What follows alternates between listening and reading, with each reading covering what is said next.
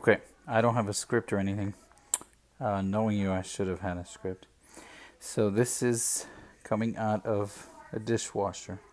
And if you're going to wash these in the dishwasher, I have like a special compartment here that I put nothing but my rinsing stuff in, so that, just to keep it clean. So once it comes out of the dishwasher, it's got these. What? So once it comes out of the dishwasher, it's got these droplets, water. You're probably better off, since it's probably sterile out of the dishwasher, but it's a good idea to rinse them all out. So what you'll do is distilled water. Make sure you're getting the right water. Distilled, not drinking water, because that has minerals. Not baby water or anything like that. Distilled. This is cleaned by evaporation and something else. Distillation, microfiltration, and ozonation and reverse osmosis. So what you're going to do is you're going to pour just enough to rinse it out. You're going to close it tight and cover it with your finger. Shake it really well. Make sure that every part of the inside of the bottle has been swooshed. And then you're going to squeeze it a little bit so that the inside of the stem is also rinsed out. Then you're going to open it. I can't do this with one hand. This is ridiculous. The things you make me go through. So I poured the rest of it out. Now I stick it in the microwave. Make sure this is clean, right? And do this for 2 minutes on full regular power. Now your microwave oven may be a little stronger or a little weaker, so if you notice that it's not hot when it comes out, or if it's too hot where it could melt, then you'll need to adjust it by 10-15 seconds. Either way, what this does is it evaporates the water that we just rinsed the inside of the bottle with, so it sterilizes it an additional time. So in 2 minutes we'll be done with this. While you're waiting for that to happen, you're gonna get one of these puppies. I bought like 4 or 5 of these so I can also dishwash them and rotate them. You're gonna do the same thing. You're gonna splash a little bit of distilled water. You're gonna shake it, rinse it out, and pour it out. And then you're gonna pour 16 ounces. Now I'm running out of water, so I'm only gonna pour 8. And of course it's nice to have a measuring cup, because then you know. Well, I'll see if I have 12. Okay, so mine is a dose and a half, but you're gonna have to pour 16 ounces. So you got 2 packets for 16 ounces for starters, but if the sinus infection is severe, then you're better off putting 3 packets for 16 ounces. So normal dose is 1 packet for 8 ounces, but for severe congestion you need to do dose and a half. Okay, so this is done, and what we'll need to do is before you put the salt packets in the water. This is a little hot, which is good, and if it gets too hot, you just squeeze the bottle a few times to get the hot steam out. You're gonna put this in here, and of course for 16 ounces you're gonna need about 50 seconds, 50. But for this I'm gonna put 30 something. Okay, because it's less. Now these are the packets. That's what my packets look like. Again, 2 for 16 ounces is normal, 3 for 16 ounces for severe congestion. I'm going to use 2 for 12 ounces, so it's about the same as 3 for 16 ounces. I'm going to cut these, and now that this is ready, I'm gonna just dump the salt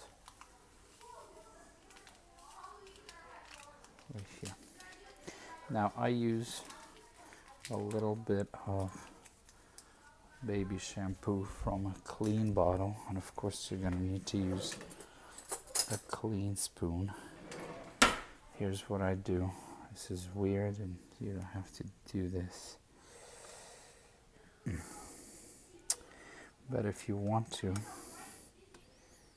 you can. This is about the amount of soap that I would use for a dose like this, or maybe a little more for your regular 16-ounce dose. So now I stir it real nice. It's probably not warm enough, but it's okay. I mean, when you run the cold water through your nose, it kind of bothers you, but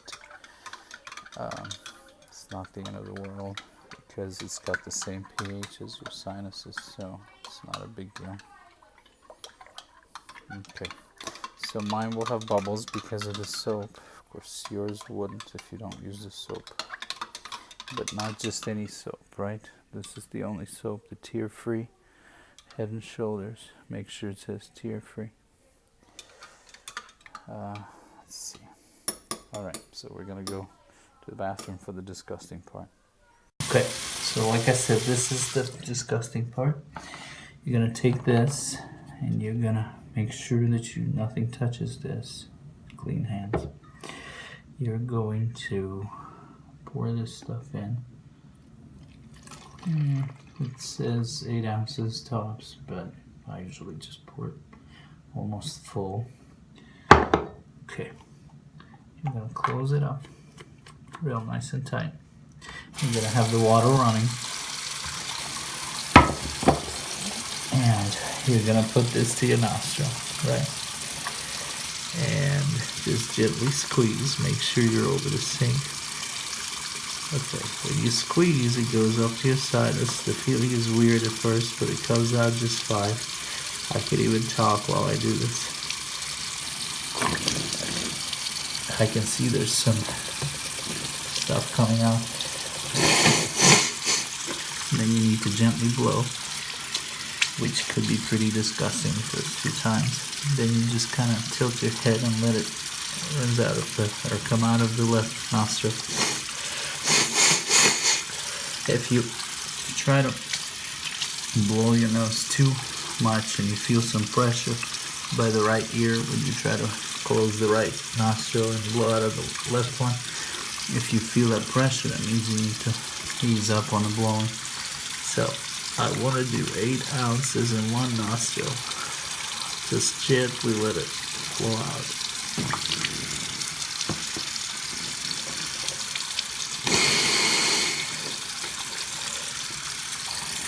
Your key is when you see the white stuff come out, that means you had some pus in there, which is infection. That's your clue that you should have been rinsing all along.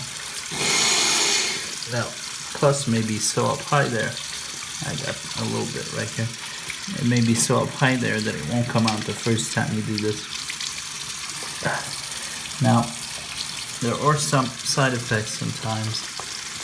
It may get to where you feel that it's swelling on the inside.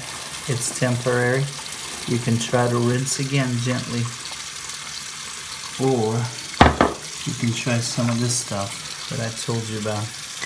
It says epinephrine, nasal spray, oxymetazoline is the key, main ingredient.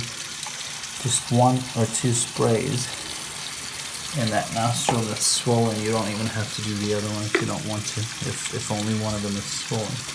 Okay, so we do the other nostril the same way, and it comes out of the left one.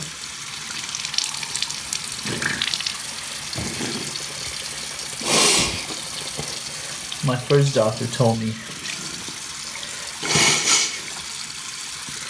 to pour it like this, and then close it until my head left and right, and then let it out.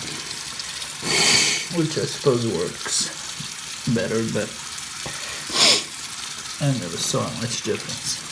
Okay, so this is all the water I have, but you will have about 2.5 with 16 ounces. You'll have about 2.5 bottles here.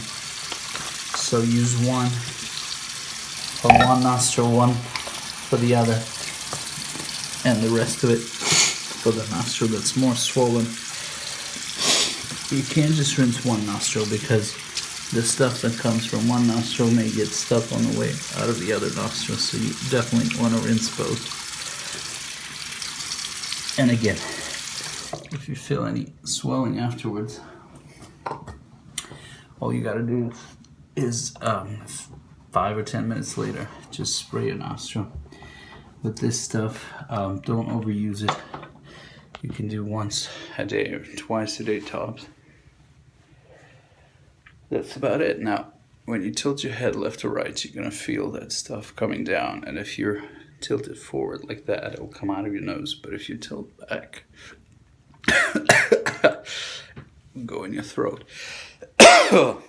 So, and you'll be fine. It'll taste like salt water going down your throat. And in about an hour, it's all gone. So, it should be good.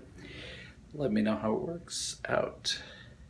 One more important thing, you'd want to use a Q-tip to see if there's any residual stuff up here. Don't shove it too far. And the other thing is, do not go to bed, lay down on the side for about an hour, sometimes 2, because it can get into your ears. You stack in a canal tube, and that will cause quite a bit of pain, so you need to let it dry up inside before you can go to bed or lay on the side.